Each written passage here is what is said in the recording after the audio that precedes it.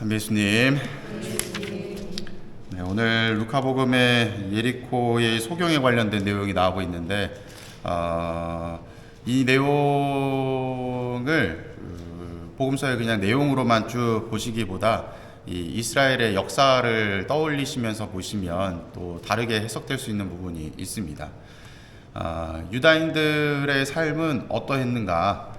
야훼 하느님께 믿음을 주었던 삶에서 또 배신하는 모습을 보이는 그런 반복적인 순환의 고리가 이어지게 되죠. 그래서 죄를 짓게 되고 또 용서를 청하고 하느님께서 용서해 주시고 그러다 또 죄를 짓고 벌받고 회개하고 이게 계속 반복돼요.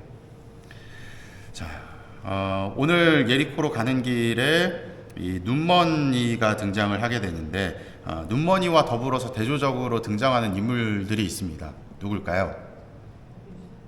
네, 예수님과 함께 길을 따랐던 군중들이에요. 그 사람들은 전부 다 눈을 뜨고 있었던 사람이죠.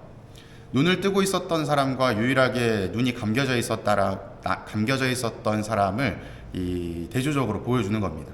그러면서 무엇을 이야기하느냐? 눈을 뜬 사람들은 자기가 잘 본다라고 생각하는 사람들이에요. 잘 살고 있다. 그 사람들은 예수님을 바라보면서 뭐라고 이야기를 하죠? 어디 사람이라고 그러죠? 나자렛 사람이라고 이야기를 합니다.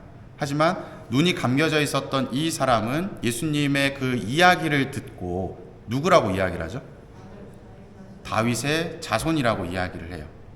잘 본다고 생각했었던 사람들은 오히려 예수님의 겉모습만을 평가했었던 사람이고, 보지 못했었던 사람은 예수님의 본질을 꿰뚫어 보았던 사람인 거예요. 그를 통해서 이 예리코의 소경은 다시 눈을 뜨게 되는데, 이 사람이 보였던 모습도 군중들과 대조를 이룹니다. 군중들은 예수님과 무엇을 하고 있었는가 살펴보면 함께 무리를 이루어서 걷고 있었어요. 예수님이라고 하는 분이 분명 모든 것들을 변화시키시고 또 우리가 원하는 것을 이루어 주실 수 있는 능력이 있는 분임에도 불구하고 그저 그분 옆에서 쫄래쫄래 같이 걷고만 있는 거예요. 하지만 이 소경은 어떤 모습을 보였느냐?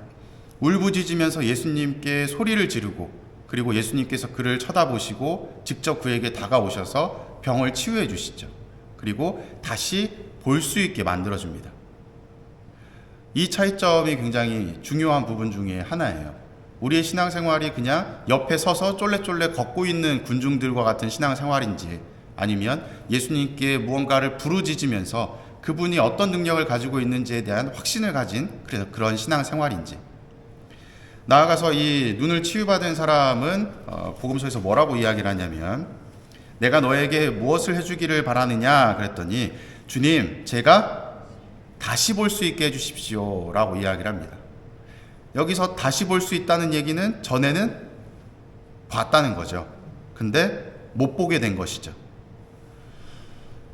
이 모습을 통해서 유다인들이 하느님께 죄를 짓고 다시 회개하고 용서받고 하는 그 과거의 모습들을 살펴볼 수가 있는 거예요. 계속해서 죄를 짓지만 다시 회개하고 예수님께 믿음을 표현한다면 어떻게 된다는 이야기죠? 다시 볼 수 있게 된다는 겁니다. 무엇을? 예수 그리스도가 어떤 분이신지를, 야훼 하느님께서 어떤 분이신지를 깨닫게 된다는 거예요. 그리고 나서 예수님께서 말씀하시죠. 너의 믿음이 너를 구원하였다. 그리고 그가 즉시 다시 보게 되었다라고 이야기를 합니다. 즉 본다는 것은 곧 구원을 받게 되었다라는 의미로도 연결되는 거예요. 우리의 신앙생활이 오늘 등장하는 예리코의 소경처럼 조금은 더 본질적인 부분들을 살펴볼 수 있는 그런 신앙생활이었으면 좋겠습니다. 남들이 다 이렇게 하니까 같이 몰려다니면서 이게 정답이구나 하고 남들이 이렇다니까 그렇구나 하는 신앙생활이 아니라 정말 통찰력 있게 그 안목을 가지고 꿰뚫어 볼 수 있는 그런 능력을 키워야 되지 않나 싶어요. 그리고 남들이 조용히 하라고 해도 울부짖으면서 소리칠 수 있는 용기를 지닌 신앙생활. 남들에게 핍박받을 수 있지만 내가 옳다라고 하느님께서 원하시는 것이 이것이다 라는 확신이 있다면 울부짖을 수 있는 용기가 있는 신앙생활, 그를 통해서 다시 보게 되고 구원을 얻게 되는 그런 신앙생활이 되셨으면 좋겠습니다. 사랑합니다.